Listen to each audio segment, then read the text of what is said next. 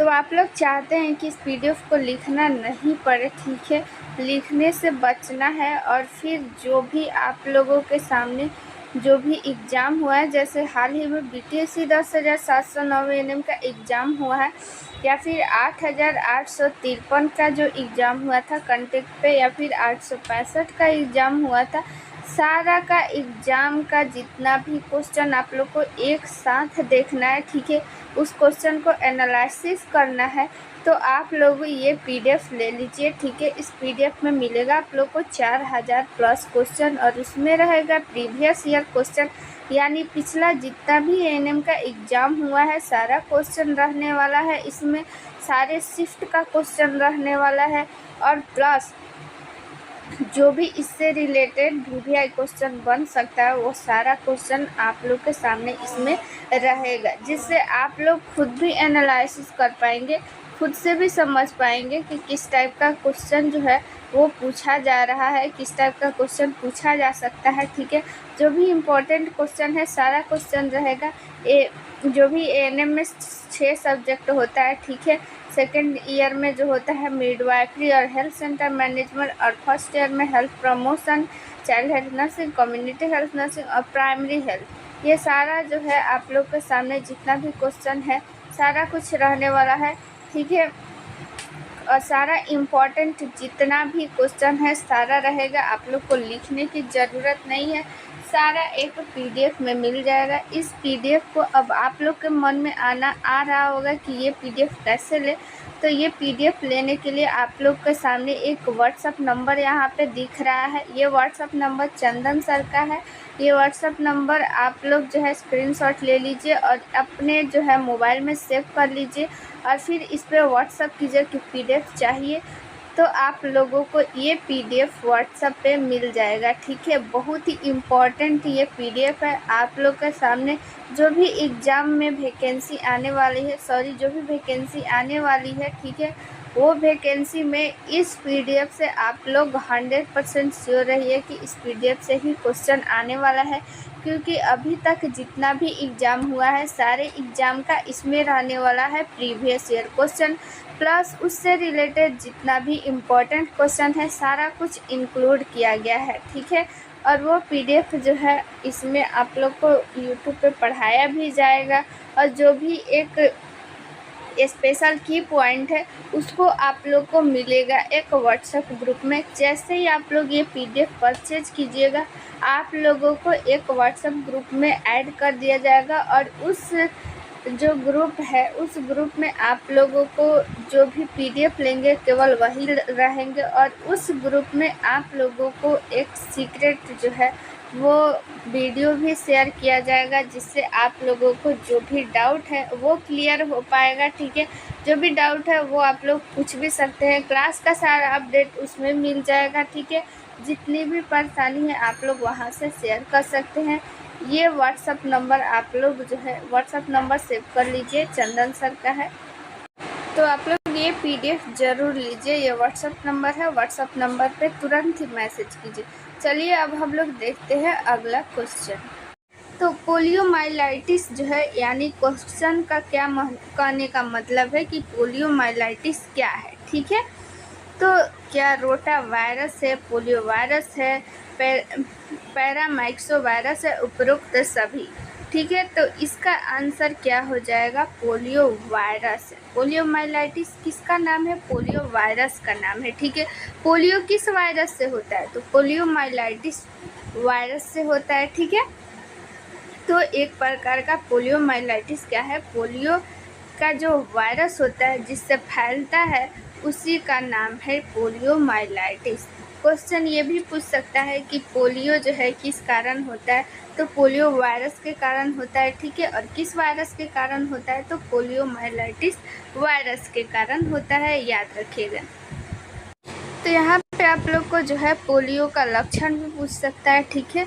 तो पोलियो का लक्षण जानने से पहले यहाँ पे आप लोग याद रखिएगा कि प्रभावित अंग भी पूछ सकता है। तो पोलियो से कौन सा अंग जो है वो प्रभावित होता है, तो वो है नाड़ी सिस्टम, ठीक है। नाड़ी जो सिस्टम होता है वो प्रभावित होता है, और इसमें क्या होता है कि रीढ़ की हड्डी और आंत की जो कोशिकाएं होती है वो नष्ट होने लगती है, ठीक है। फीवर भी आ जाता है, बदन में दर्द रहता है। तो ये सारा क्या है, पोलियो का लक्षण हो गया। चलिए हम लोग अब अगला क्वेश्चन देखते हैं। अगला क्वेश्चन भी इम्पोर्टेंट है, 12 नंबर क्वेश्चन। देखिए क्या कहता है, क्षय रोग का कारक है, यानी क्षय रोग जो है वो किसके कारण होता है। सबसे पहले तो आप लोग कमेंट में बताइएगा कि क्षय रोग जो है, आप लोग जो है क्वेश्चन का नंबरिंग कर दीजिएगा कि किसका आंसर दे रहे हैं। 12 का अगर ए है तो ए, 12 का बी है तो बी, ठीक है, ऐसे करके, ताकि समझ में आएगा कि किस जो है क्वेश्चन का आप लोग आंसर दे रहे हैं, ताकि आप लोग को रिप्लाई भी मिले, ठीक है। तो यहाँ पे आप लोग देखिए, हाँ क्वेश्चन ये आप लोग आंसर दीजिएगा। 12 का ऐसे दीजिएगा, 12 का क्षय रोग किसके कारण होता है, तो बैक्टीरिया, वायरस, प्रोटोजोआ किसके कारण होता है, तो आप लोग 12 का ऐसे डैश कर दीजिएगा और लिखिएगा यहाँ पे वायरस या बैक्टीरिया, जो भी आप लोग को याद है, जो भी आप लोग को लग रहा है कि क्षय रोग जो है उसी कारण होना चाहिए, तो आप लोग इसका आंसर ज़रूर दीजिएगा, ठीक है। यहाँ पे हम लोग ऑप्शन पढ़ते हैं, corynebacterium diphtheriae, clostridium tetanus, mycobacterium tuberculosis और बोडोटल्स पार्टोस। तो यहाँ पे क्या हो जाएगा answer, option number C, mycobacterium tuberculosis, ठीक है।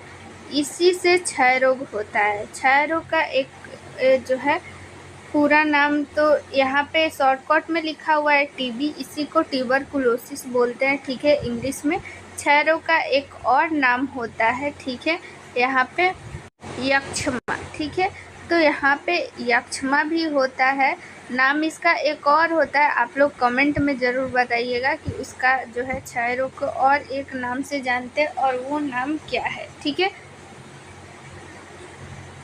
चलिए 13 नंबर क्वेश्चन देखते हैं। मम्स रोग का कारण है। मम्स जो है वो किस कारण होता है, वायरस, पैरामाइक्सो बैक्टीरिया, इनमें से कोई नहीं। तो ये जो है वायरस के कारण होता है, ठीक है, याद रखिएगा, वायरस के कारण होता है।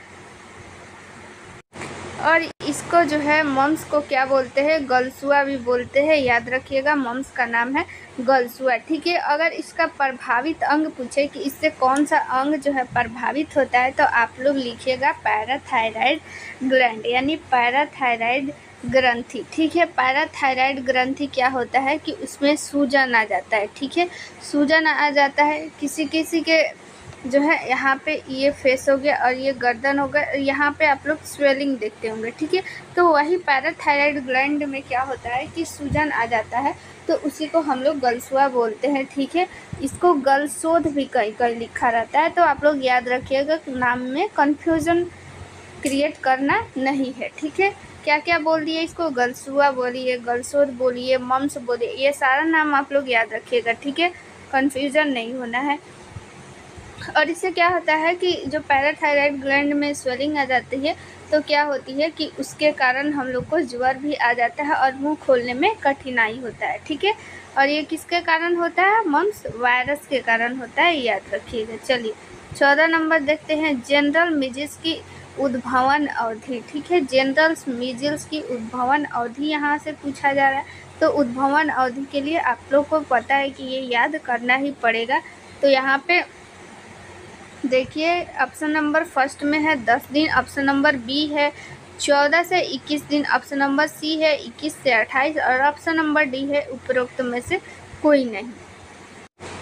तो देखिए यहाँ पे जो है हम लोग का राइट आंसर हो जाएगा ऑप्शन नंबर ए 14 दिन, ठीक है। उद्भवन अवधि इसका कितना हो जाएगा, 10 दिन मिजिल्स का, ठीक है। मिजिल्स को हिंदी में क्या बोलते हैं, खसरा बोलते हैं, ठीक है, खसरा। और ये किसके कारण होता है, ये मिजिल्स जो होता है वो वायरस के कारण होता है। और किस वायरस के कारण होता है, मोरबिली वायरस, याद रखिएगा, morbilli virus, morbilli virus, morbilli virus के कारण ही खसरा यानी कि मिजिल्स होता है। और इससे प्रभावित अंग क्या होता है, संपूर्ण शरीर। इसमें क्या होता है कि शरीर पे लाल दाना आने लगता है, ठीक है। तो उसी को हम लोग क्या बोलते हैं, खसरा बोलेंगे। आप लोग हमेशा कन्फ्यूज़न में रहते होंगे, खसरा बहुत लोग को लगता है कि खसरा और चेचक जो है वो एक ही है, तो दोनों अलग अलग चीज़ें हैं। ठीक है, चेचक में भी दो तरह का होता है, एक जो होता है चेचक होता है, एक छोटी माता, जिसको छोटी माता और बड़ी माता भी ऐसे बोलते हैं। ठीक है, तो चेचक भी वायरस के कारण ही होता है और संपूर्ण शरीर इससे भी प्रभावित होता है। लेकिन चेचक और खसरा में दोनों में बहुत अंतर है। देखिए इसमें क्या होता है कि चेचक में लाल दाना आता है, लेकिन अगर खसरा में जो है वो लाल दाना आता है। और चेचक की बात करें तो चेचक में भी लाल दाना आता है, लेकिन फोड़ा फोड़ा के समान रहता है और इसमें जो होता है पानी भरा रहता है, लेकिन चेचक में पानी भरा नहीं रहता है। ठीक है, लाल दाना के समान होता है। इसको आप लोग को फिगर दिखाते हैं हम, 1 मिनट। देखिए आप लोग, ये रहा खसरा, ये खसरा है, ऐसे होता है। ठीक है, और चेचक आप लोग देखे ही होंगे चेचक कैसे होता है, वहाँ पे फोड़ा फोड़ा जैसे हो जाता है। ठीक है, दोनों में अंतर यही है, याद रखिएगा। तो चलिए यहाँ पे हम लोग देख लिए इसका उद्भवन अवधि खसरा का 10 दिन होता है। ठीक है, यहाँ पे अब हम लोग जानेंगे टाइफाइड के बारे में। ठीक है, टाइफाइड बुखार का संचरण का कारण क्या है। ठीक है, ब्लड, ओरल फोकल ड्रॉपलेट और दूषित पानी। ठीक है, यहाँ पे क्या हो जाएगा आप सभी बताइएगा, सभी को ये पता होना चाहिए। बहुत ही अच्छा क्वेश्चन है, इजी भी क्वेश्चन है। तो टाइफाइड जो बुखार होता है वो दूषित पानी, दूषित भोजन करने से फैलता है। ठीक है, टाइफाइड किससे फैलता है, दूषित पानी और दूषित भोजन करने से। और टाइफाइड जो होता है वो किस कारण होता है, तो ये जीवाणु के कारण होता है। और किस जीवाणु के कारण होता है, सल्मोनेला टाइफी जो एक जीवाणु होता है। ठीक है, यहाँ पे हम लिख दे रहा है साल्मोनेला,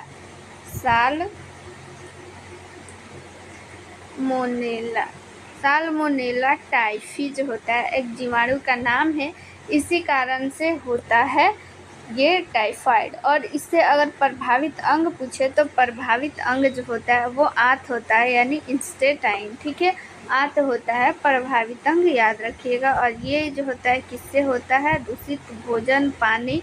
ठीक है, खाने से। जो सड़क के किनारे जो होता है ठेला वाले लोग, कितने धूल मिट्टी ये सब उड़ते रहते हैं, और वही सब खाने से हम लोग को क्या हो जाता है, टाइफाइड हो जाता है। हैजा भी जो एक बीमारी होता है, ठीक है, तो वो भी दूषित पानी, भोजन करने से ही फैलता है। अगर हम लोग बात करें कि टाइफाइड जो होता है इसकी कैसे हम लोग जानेंगे कि इसको टाइफाइड बुखार होता है, किस टेस्ट के कारण। ठीक है, कौन सा टेस्ट जो होता है वो करने पे पॉजिटिव आ जाता है, तो हम लोग जानेंगे कि इसको टाइफाइड है, तो वो है विडॉल टेस्ट। ठीक है, ये भी क्वेश्चन पूछा जाता है कि टाइफाइड जो होता है, टाइफाइड जानने के लिए हम लोग कौन सा जो होता है टेस्ट करते हैं, तो वो होता है विडॉल टेस्ट। याद रखिएगा, विडॉल टेस्ट जो होता है वो टाइफाइड बुखार की, अगर विडॉल टेस्ट किया जाता है और ये पॉजिटिव आ गया तो हम लोग जानेंगे कि इसको क्या हो गया, टाइफाइड हो गया है। ठीक है, अगला 16 नंबर क्वेश्चन देखते हैं, हेपेटाइटिस से है। ठीक है, हेपेटाइटिस की उद्भवन अवधि क्या है। ठीक है, उद्भवन अवधि क्या है, 15 से 20 दिन, 15 से 45, 45 से 120 और 30 से 180 दिन। तो यहाँ पे राइट आंसर हम लोग का हो जाएगा 1520 दिन। ठीक है, यहाँ पे हेपेटाइटिस की उद्भवन अवधि क्या हो जाएगा, 15 से 20 दिन। चलिए अगला क्वेश्चन देखते हैं मलेरिया के बारे में। ये कल अगर आप लोग क्लास किए होंगे तो इसका आंसर ज़रूर देंगे, अगर समझे होंगे, अगर याद किए होंगे तो।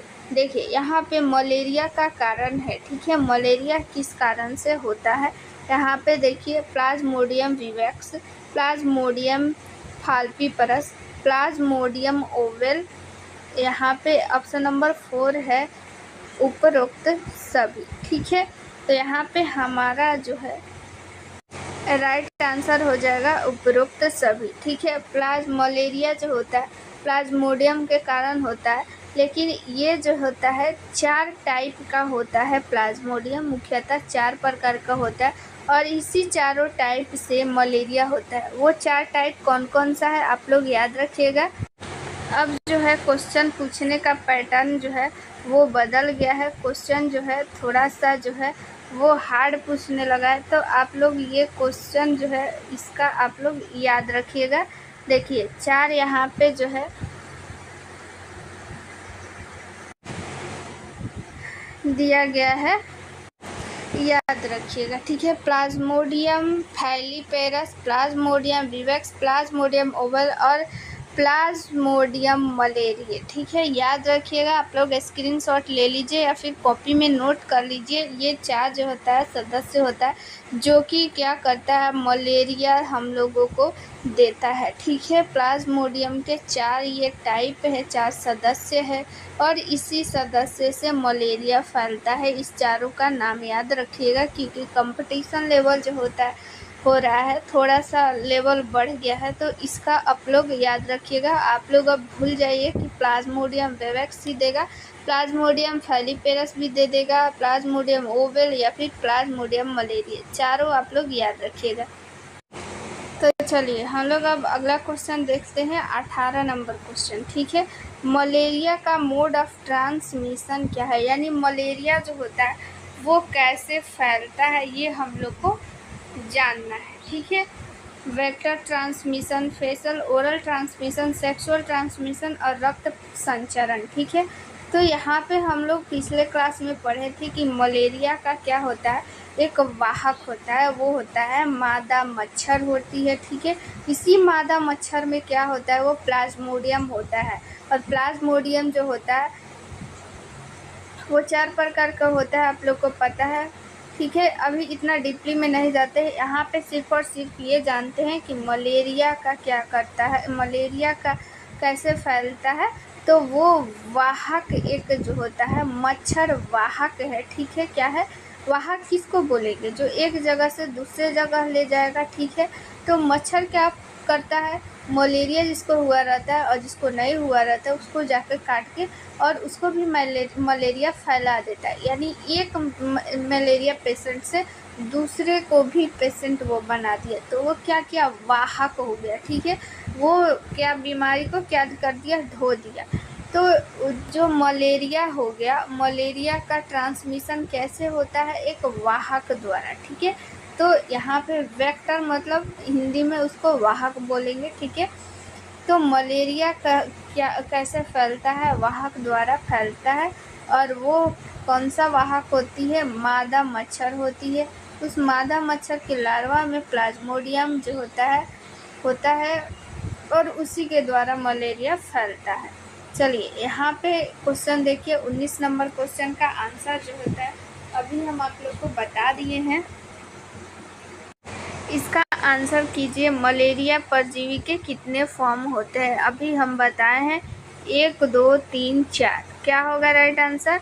इसका आंसर कमेंट में बताइएगा, इसका आंसर क्या होगा। 19 का आप लोग ABCD करके आंसर बताइएगा, तो क्या हो जाएगा यहाँ पे ऑप्शन नंबर डी हो जाएगा 4 नंबर, ठीक है। चलिए 20 नंबर क्वेश्चन देखते हैं, डेंगू का कारक है, डेंगू का कौन सा कारक है, यानी डेंगू किस कारण से होता है, किस कारण से फैलता है, वायरस, पैरामेक्स, बैक्टीरिया और उनमें से कोई नहीं।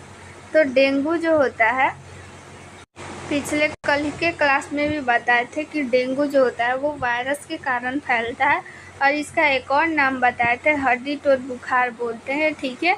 तो इसमें क्या होता है कि जोड़ों में दर्द होने लगता है, ठीक है, बहुत ज़्यादा। और ये जो होता है डेंगू जो ज्वर होता है, डेंगू जो ज्वर होता है और किस वायरस के कारण होता है, अर्बो वायरस के कारण होता है। कल के क्लास में बताया गया है कि अर्बो वायरस के कारण होता है। चलिए अब यहाँ पे आ गया डेंगू का उद्भवन काल। डेंगू का उद्भवन काल क्या है, 1 से 3 दिन है कि 1 से 7 दिन है कि 3 से 10 दिन है कि 7 से 10 दिन है।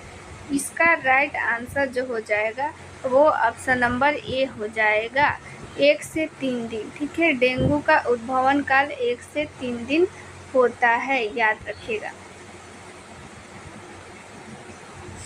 अगला हम लोग क्वेश्चन देख लेते हैं, 22 नंबर क्वेश्चन क्या कहता है, ये भी उद्भवन काल से ही क्वेश्चन है, ठीक है। फाइलेरिया की उद्भवन अवधि क्या है, ठीक है। फाइलेरिया के बारे में भी कल बताए थे। फाइलेरिया का एक और नाम होता है, वो है हाथी पाँव जिसको बोलते हैं, ठीक है। तो चलिए यहाँ पे फाइलेरिया का उद्भवन काल बताते हैं कितना होता है, 13 माह की, 3 से 6 माह की, 6 से 12 माह की, 5 से 10 माह। 22 का आंसर हो जाएगा ऑप्शन नंबर डी, 5 से 10 माह में उद्भवन काल इसका होता है फाइलेरिया का। फाइलेरिया किसके कारण होता है? वो होता है कृमि के कारण होता है फाइलेरिया, याद रखिएगा। और किस कृमि के कारण होता है? तो फाइलेरिया यहाँ पे हम लिख देते हैं फाइलेरिया बैंक्रोफटाई। फाइलेरिया बैंक्रोफटाई एक कृमि होता है, इसी कृमि के कारण ये फाइलेरिया होता है। और ये जो होता है, जैसे मलेरिया का वाहक कौन था?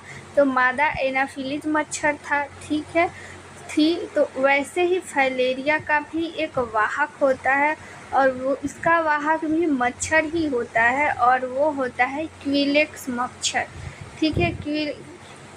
क्विलेक्स मच्छर जो होता है, क्विलेक्स मच्छर, इसी मच्छर के कारण फाइलेरिया का जो वाहन किया जाता है, यानी एक से दूसरे में ये फैलाता है। इसको हाथी पाँव भी बोलते हैं, आप लोग याद रखिएगा। उद्भवन काल भी याद रखिएगा, इसका उद्भवन काल कितना हो जाएगा? 5 से 10 माह, याद रखिएगा। चलिए यहाँ पे फिर से एक क्वेश्चन आ गया, जो कि आंसर अभी हम तुरंत बताए हैं, आप लोग इसका आंसर बताइएगा कमेंट में। फाइलेरिया का मोड ऑफ ट्रांसमिशन क्या है, यानी फाइलेरिया का संचरण कैसे होता है, ठीक है। Vector oral focal oral, vector blood और सेक्सुअल।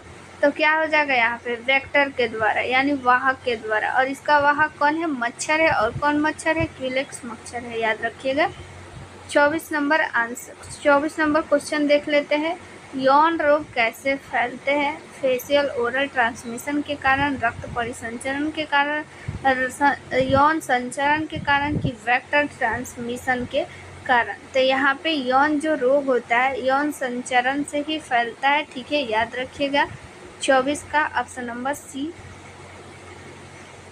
आंसर हो जाएगा। HIV का पूरा नाम कितना बार एग्जाम में नहीं पूछा है कि इसकी कोई गिनती ही नहीं है, इसलिए आप लोग इसको रट जाइए। ऑप्शन हमारा फर्स्ट है human immunity virus, option B है human immunodeficiency virus, option number C है human immunitive virus, option number C है ह्यूमन इनएक्टिव वायरस। तो यहाँ पे राइट आंसर क्या हो जाएगा? 25 का option number B right answer हो जाएगा, ह्यूमन इम्यूनो डिफिशियंसी वायरस। ये एक प्रकार का वायरस है। ये HIV जो वायरस होता है, इस HIV वायरस से क्या होता है? एड्स होता है, ठीक है। अब आप लोग एड्स का फुल फॉर्म बताइएगा कमेंट में कि क्या होता है, देखते हैं कितने लोगों को पता है, ठीक है। ये HIV वायरस है, इस HIV वायरस से क्या होता है? हम लोग को एड्स होता है। ये वायरस क्या करता है? हमारे शरीर में जब ये प्रवेश कर जाता है तो क्या करता है? हमारी जो इम्यूनिटी पावर होती है, ठीक है, रोग प्रतिरोधक जो क्षमता होती है, उसको ये कम करने लगती है, ठीक है। T4 जो सेल होती है, ये क्या करती है कि हमारे शरीर में रोग प्रतिरोधक क्षमता बनाती है, और इसी T4 सेल जो होता है, कोशिका होता है, उसी को ये जो HIV वायरस होता है उसको नष्ट करने लगता है, जिससे हमारी इम्यूनिटी पावर जो होती है बहुत ही वीक हो जाती है, और बहुत ही जल्दी हम लोग बीमार हो जाते हैं, हमारी वज़न घटने लगती है, बहुत सारी प्रकार की बीमारियां भी होने लगती है इस HIV वायरस से, ठीक है। चलिए 26 नंबर क्वेश्चन देख लेते हैं। दस्त के कारक है, यानी दस्त किसके कारण होता है? वायरस के कारण होता है कि जीवाणु, परजीवी, डी उपरोक्त सभी, ठीक है। तो देखिए यहाँ पे 26 नंबर का आप लोग आंसर बताइएगा जरूर कमेंट में, ठीक है। चलिए हम लोग अब 27 नंबर क्वेश्चन देख लेते हैं। टेपवर्म को हम लोग क्या बोलते हैं हिंदी में? फीता कृमि। आप लोग दोनों नाम याद रखिएगा, कहीं टेपवर्म भी लिख देता है और कहीं फीता कृमि। तो फीता कृमि जो होता है, इसके लक्षण पूछ रहा है, जब हमारे बॉडी में फीता कृमि हो जाते हैं तो इसके लक्षण क्या क्या हो सकते हैं। ऑप्शन नंबर ए है चिड़चिड़ापन, ऑप्शन नंबर बी है नींद न आना, ऑप्शन नंबर सी है पेट दर्द और ऑप्शन नंबर डी है उपरोक्त सभी। तो यहाँ पे हमारा ऑप्शन हो जाएगा ऑप्शन नंबर डी, उपरोक्त सभी। ठीक है, एक मिनट। चलिए अब हम लोग जो है अगला क्वेश्चन देख लेते हैं। अगला क्वेश्चन क्या कहता है, कुष्ठ रोग की प्रारंभिक अवधि। प्रारंभिक अवधि को वही बोलिए, उद्भवन अवधि बोलिए, कुछ भी बोलिए। कुष्ठ रोग का लेप्रोसी भी हम लोग बोलते हैं, ठीक है। कुष्ठ रोग को क्या बोलते हैं, लेप्रोसी भी बोलते हैं। और एक नाम बताए थे पिछले क्लास में, आप लोग कमेंट में बताइएगा और एक नाम इसका क्या है।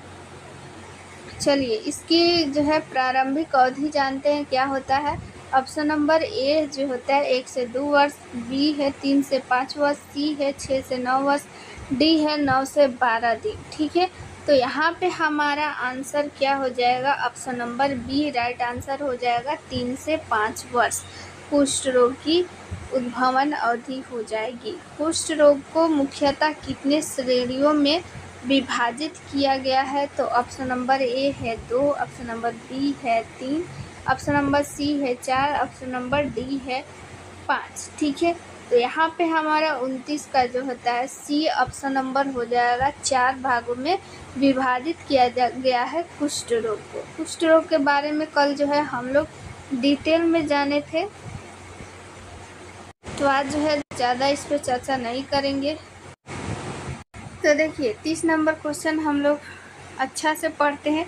जब पतले दस्त के साथ रक्त म्यूरस जैसा मवाद आता है तो कहलाते हैं। यहाँ पे सीधी सी क्वेश्चन ये है कि दस्त के साथ जब ब्लड आने लगता है तो उसको हम लोग क्या बोलते हैं। ठीक है, ऑप्शन नंबर ए है हमारा दस्त, ऑप्शन नंबर बी है पेचिश, ऑप्शन नंबर सी है उल्टी, ऑप्शन नंबर डी है हैजा। तो हमारा पेचिश राइट आंसर हो जाएगा। जब दस्त के साथ जो होता है, दस्त के साथ क्या होता है, उल्टी खून आने लगे यानी ब्लड आने लगे तो उसको हम लोग पेचिश बोलते हैं। पेचिश के बारे में हम लोग जानते हैं, कल भी बताए थे कि पेचिश किसके कारण होता है, तो ये परजीवी के कारण होता है, यानी इसको हम लोग परजीवी को बोलते हैं इंग्लिश में प्रोटोजोआ। ठीक है, और किस प्रोटोजोआ के कारण होता है, एंटी अमीबा हिस्टोलिका। ठीक है, इन एंटी अमीबा हिस्टोलिका जो एक परजीवी होता है इसी के कारण होता है। और ये परजीवी पूछा जाता है कि ये क्वेश्चन जो होता है, ये क्वेश्चन बहुत फेमस है कि एंट अमीबा हिस्टोलिका जो होता है वो कहाँ पाया जाता है, तो आप लोग याद रखिएगा आंत में पाया जाता है। इसीलिए जो पेचिश बीमारी होता है इससे प्रभावित अगर अंग पूछे तो आप लोग क्या बताइएगा, आंत बताइएगा। ठीक है, चलिए 31 नंबर क्वेश्चन देखते हैं। अस्वस्थता के गंभीर जो होता है वो चिन्ह क्या है। ठीक है, यहाँ पे बुखार, त्वचा का नीला पड़ना, मुक्त स्राव बंद हो जाना और उपरोक्त सभी।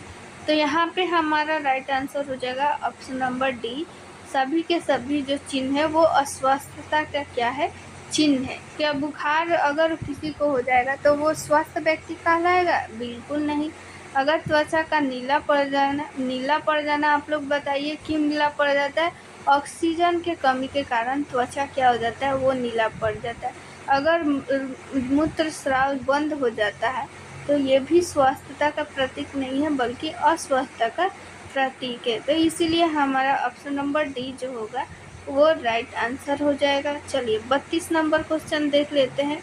स्वास्थ्य आकलन का उद्देश्य है। ठीक है, स्वास्थ्य आकलन का उद्देश्य क्या है, तो स्वास्थ्य समस्याओं का पता लगाना, टीकाकरण करना, वजन लेना, उपरोक्त सभी।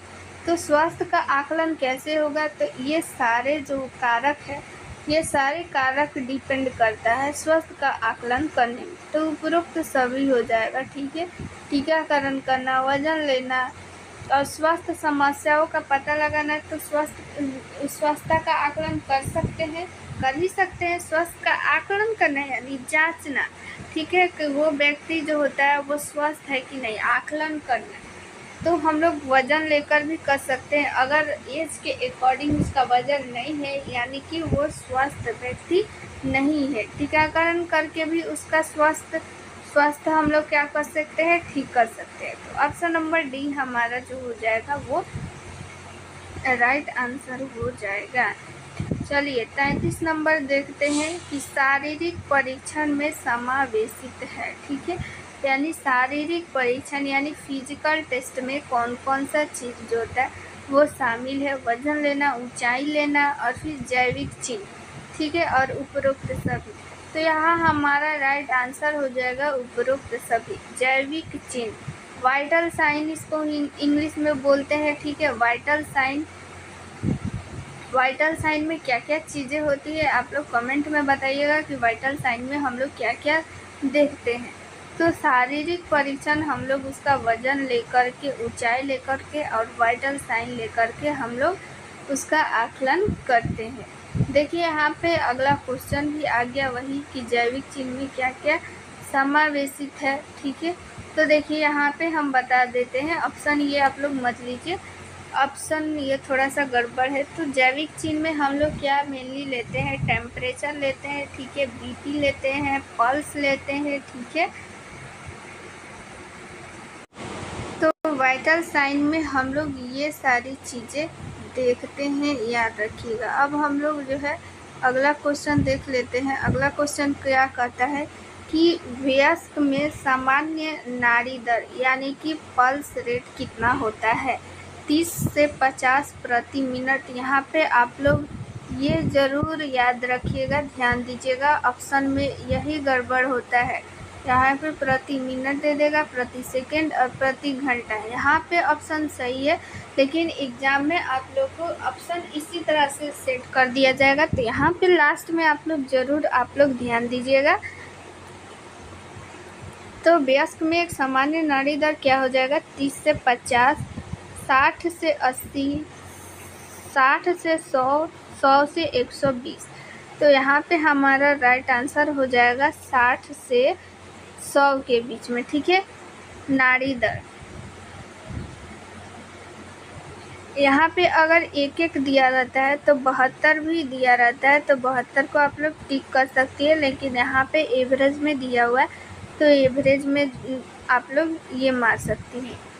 उच्च ज्वर यानी हाइपायरेक्सिया तापक्रम होता है। हाइपायरेक्सिया यानी उच्च ज्वर में हम लोग कब जानेंगे, कितना डिग्री जो फ़ारेनहाइट या फिर सेल्सियस में कितना होना चाहिए कि हम लोग जानेंगे कि उसको जो हाई फीवर है। ठीक है, तो 98 डिग्री फ़ारेनहाइट, 37 डिग्री सेल्सियस या फिर 100 डिग्री फ़ारेनहाइट से 102 डिग्री फ़ारेनहाइट, 102 से 104 या फिर 105 डिग्री फ़ारेनहाइट से अधिक। तो यहाँ पे हम लोग का राइट आंसर हो जाएगा ऑप्शन नंबर सी, 102 से 104 के बीच जब हम लोग के बॉडी का टेम्परेचर हो जाता है तो हम लोग मानेंगे कि उसको उच्च ज्वर है, यानी हाइपायरेक्सिया। पायरेक्सिया ये बायोलॉजिकल वर्ड है। ठीक है, यहाँ पे ज्वर को हम लोग क्या बोलते हैं, पायरेक्सिया। ठीक है, हाइपर पायरेक्सिया भी बोलते हैं इसको, हाइपर। ठीक है, हम लोग मेडिकल में यूज करते हैं, जैसे हाइपर ये अधिक के लिए यूज करते हैं, और हाइपो अगर कहीं भी दे दिए यानी वो कम के लिए। अगर यहाँ पे हाइपोपायरेक्सिया बोलता है यानी कि कम टेम्परेचर बोलता है, कि बॉडी का टेम्परेचर कितना अगर हो जाए कि हम लोग कम मानेंगे। यहाँ पे हाइपायरेक्सिया लिखा है, यहाँ पे कहीं कहीं हाइपर पायरेक्सिया भी लिखा रहता है, तो आप लोग याद रखिएगा। यहाँ पे श्वसन दर पूछ रहा है, श्वसन दर कितना होना चाहिए एक सामान्य व्यक्ति का। तो ऑप्शन नंबर ए है 10 से 15, ऑप्शन नंबर बी है 16 से 20, ऑप्शन नंबर सी है 20 से 25 और ऑप्शन नंबर डी है 25 से 30। तो यहाँ पे हम लोग का 37 नंबर का ऑप्शन नंबर बी हो जाएगा राइट आंसर। 16 से 20 जो होता है प्रति मिनट श्वसन दर होता है, यानी 1 मिनट में हम लोग 16 से 20 बार सांस लेते हैं। ठीक है, और यहाँ पे हम लोग का नाड़ी दर देता है, यानी कि हम लोगों का जो हार्ट होता है, ठीक है, हार्ट वो 1 मिनट में 60 से 80 बार धड़कता है 1 मिनट में, याद रखिएगा। तो आज के लिए हम लोग इतना ही समाप्त करते हैं। अगर आप लोग को ये PDF चाहिए तो व्हाट्सअप नंबर जो होता है आप लोग को यहाँ पे बता दिया गया है, इस व्हाट्सअप पे आप लोग मैसेज कीजिए, ठीक है। ये PDF आप लोग को मिल जाएगा, ठीक है, ताकि आप लोग को कोई भी परेशानी नहीं हो। साथ में प्रीवियस ईयर क्वेश्चन भी दिया गया है, तो आप लोग ज़रूर से ज़रूर ये PDF परचेज कीजिए। मिलते हैं नेक्स्ट वीडियो में। Thank you.